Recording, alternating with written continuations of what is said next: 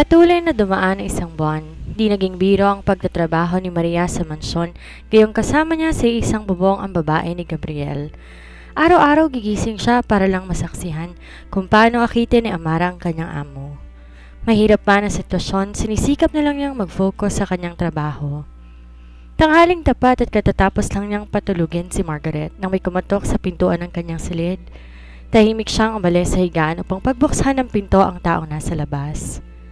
Pagbukas niya, bumungad sa harap niya ang dalawang kasambahay na sina Jazz at Cynthia. Bihis na bihis sa mga ito at halatang may pupuntahan.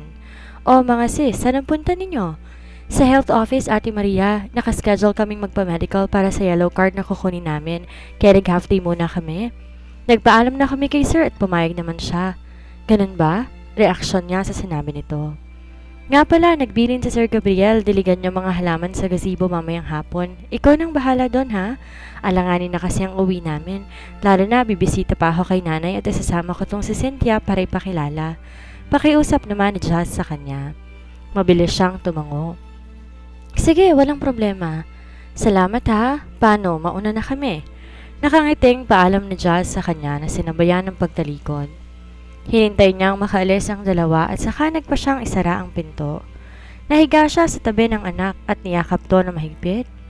Dahil mataas pa ang araw sa labas, naisipan niyang matulog na muna upang makapag-ipon ng lakas. Sa kabilang banda, dahan-dahang nagmulat ng mata si Maria mula sa kisame. Lumipat ang kanyang tingin sa wall clock na nakasabit sa pader. It's 3:55 in the afternoon. Kulang 2 oras din siyang nakatulog and now she feels better than ever. Maingat siyang lumabas ng kwarto upang hindi magising ang kanyang anak na natutulog pa. Nang makapaghilamos, dumiretso siya sa maberdeng kapatagan ng hardin kung saan sa di kalayuan namataan niya ang 2 magkasintahan na nakatambay sa loob ng gazebo. Prente ang mga itong nakaupo sa puting balustre habang nagkukwentuhan. Hindi na bago sa kanya ang senaryong iyon. Bantay sarado ang kanyang amo sa syota nitong dinaig pa ang linta kung makadikit dito. Di niya maiwasang magselo sa dalawa. Naisip niya, kung di lang nangyari lahat ng to, marahil siya ngayon ang kasakasama ni Gabriel. Napailing siya at inalis ang ideyang yon sa kanyang isipan.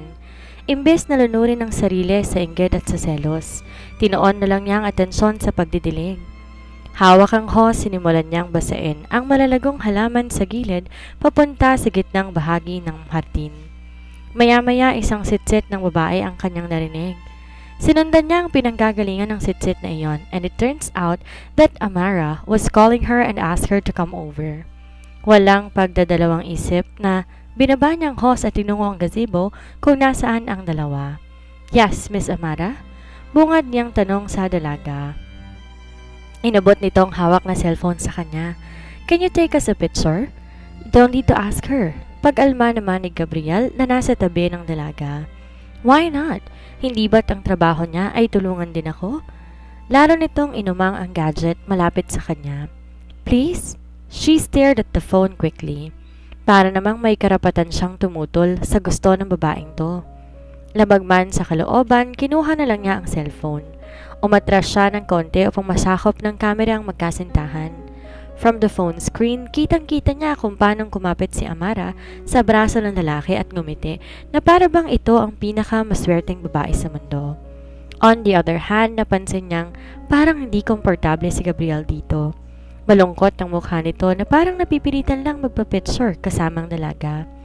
As much as she feels bad about herself, mas nananaig ang awa niya sa dating asawa. Kung maaari lang paalisin ang babaeng to sa mansyon, bagay na imposibleng mangyari dahil una sa lahat, si Don Ferdinand ang nagdesisyon na patirahin sa Amara dito. Pangalawa, walang dahilan para sipain to sa pamamahay ng mag-amang Goles. Kung pwede lang sana. Okay na, wika niya nang makuhaan ng litrato ang dalawa. Inabot niya pabalik ang telepono kay Amara, ngunit sa halip magpasalamat ito ang narinig niya mula sa dalaga. Bakit malabo? Hindi ka ba marunong kumuha ng litrato? Himutok ni Amara nang makita ang larawan. Pasmado kasi ang kamay ko pasensya na. Palusot niya naman. Amara rolled her eyes.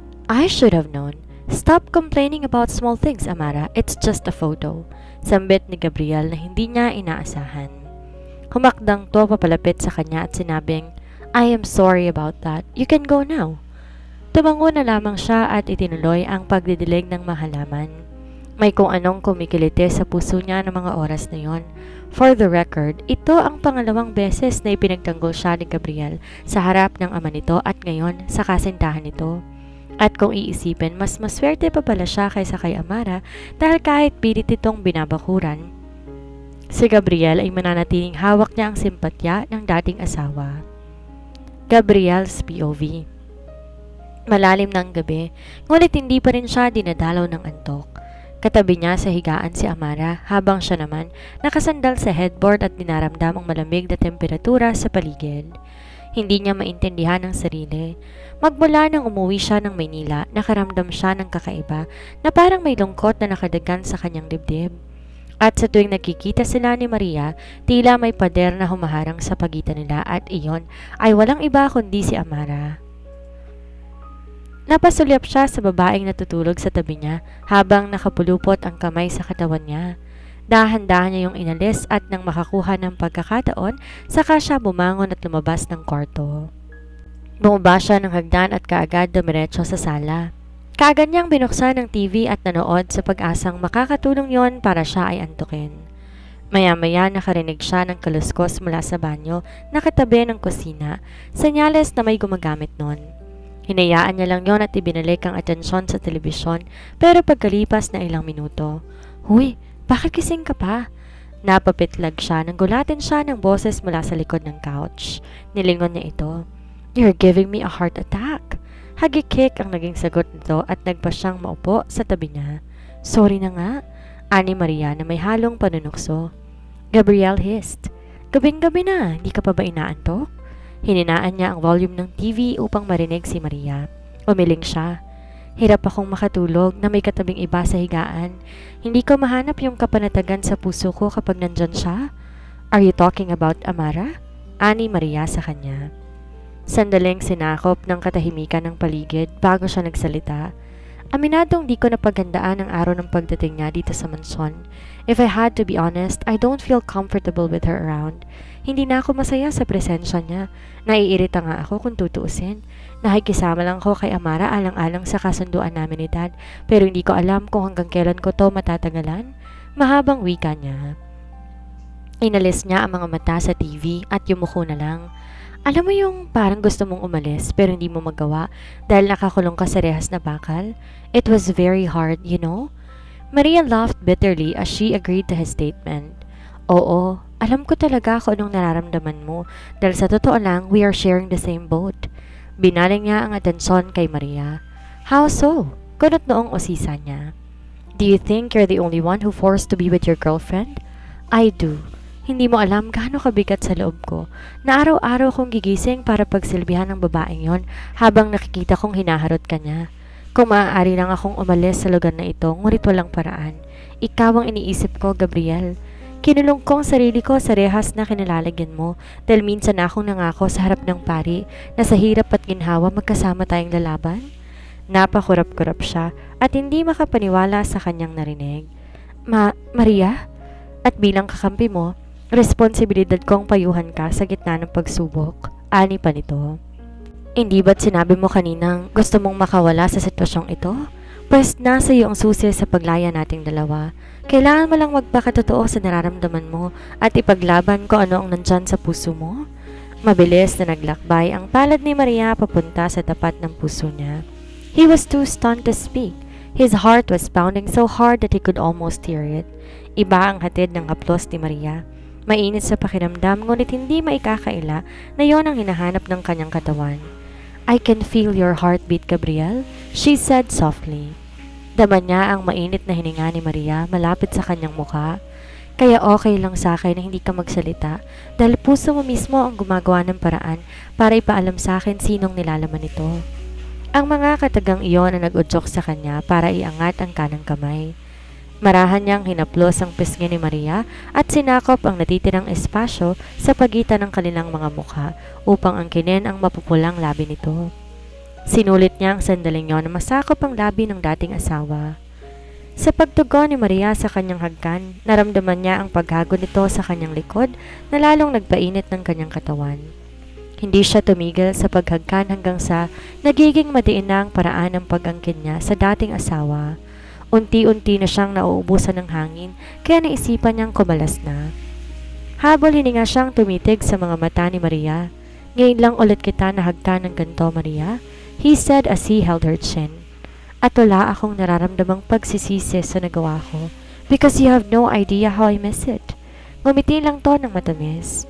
Me too. At sana hindi itong huli. Sana sa susunod na mahagkan ko ulit ang mga labing ito ay malaya na tayong dalawa. Maria's POV.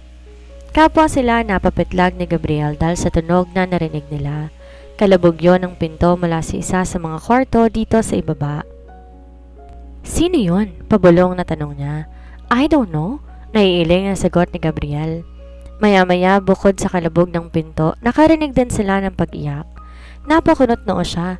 Kilala niya ang iyak na iyon. Nakapagtataka lang kung bakit gising pa ito hanggang ngayon. Margaret? Tawag niya sa batang papalapit sa kanila. Mommy ko! Usal ng bata habang kusot-kusot ang mga mata. Basta itong yumakap sa kanya at humagulhol na tila takot na takot. Gumuhit ang awa sa puso niya dahil bihira niyang makita na umiyak ng ganito ang kanyang anak. At kapag ganon siguradong may pangyayaring hindi maganda. Bakit ka umiiyak? Anong problema? Kasi po, Mommy, nakita ko po kayo ni Mr. Gabriel sa isang place, tapos may bad guy at bad girl po doon, pero hindi ko makita ang mukha nila. They hurt you, Mommy. At si Mr. Gabriel nakahiga sa floor, ayaw niyang magising. Humihikbing kwento ng bata sa kanilang dalawa. Nanaginip ang anak mo, opinyon naman ni Gabriel. Yeah, she agreed. Hindi maiwasang tumindig ang balahibo niya sa narinig mula kay Margaret. She used to share nightmares with her but not as bad as this. Unang beses tong nangyari at kung babalikan ng mga sinabi ng bata, mukhang may pinapahiwatig ang panaginip nito. Gayunpaman, hindi siya nagpakita ng takot gayong siya lamang masasandalan ni Margaret at sa mga oras na kailangan siya nito. Kumalas ang bata sa pagkakayakap sa kanya. Mommy, ayokong mawala kayo ni Mr. Gabriel. Emosyonal na sambit nito. Pinahid niya ang mga luha nito. Shh! Huwag mong isipin yan, anak. Hindi kami mawawala ni Mr. Gabriel mo. Panaginip lang yun at sigurado ako kabaliktaran no na mangyayari sa totoong buhay, okay? Panghihikayat niya, pero hindi pa rin tumitigil ang bata sa pag-iyak. Pansin niyang sandaling tumayo si Gabriel at umalis. Pagbalik nito, inabutan siya nito na isang baso na may lamang tubig. Salamat. Aniya saka pinainom ng tubig ang bata. Muling naupo si Gabriel sa tabi nila at sa puntong ito, unti-unti nang kumakalma si Margaret. Di nagtagal, lumipat to ng pwesto at naupo sa gitna nilang dalawa. Thank you sa pag-comfort ninyo sa akin, Mommy at Mr. Gabriel. I love you, she said to them. I love you too, baby ko, she replied while brushing her fingers on her daughter's hair. Wala siyang narinig na tugon kay Gabriel kaya napatingin siya rito. Huli niya nang napansing nakatitig pala sa kanya ang lalaki at ang mas kinagulat niya ay ang pag-ukit ng matamis ng ngiti sa labi nito. She had to admit it was the most sweetest smile she'd ever seen in her life. Mr. Gabriel, nakatingal lang tawag ni Margaret sa lalaki. What is it? Pwede po ba kayong matulog sa room namin ni Mommy? Please? Margaret begged as she folded her hands together. Nabigla siya sa sinabi ng bata. Kaya naman, agad siyang nagsalita. Naku, baby, hindi pa pwede. Yan ang gusto mong mangyari. Hanggat empleyado ko ni Mr. Gabriel mo, tayong dalawa lang ang pwede sa maid's quarter. Ganun po ba, Mommy ko? She nodded in response. Gaya ng inaasahan, napalitan ng lungkot ang mukha ni Margaret at hindi niya ito masisisi. Maski siya, hinahangad din na makatabi sa pagtulog ang lalaking ito. Pero dahil sa kanilang sitwasyon, wala siyang magagawa kung hindi ang magtiis. Hindi lumaon, nagpa siya si Gabriel na tumayo na. Sa susunod na lang, nak. Matulog na kayo ng mommy mo. Good night.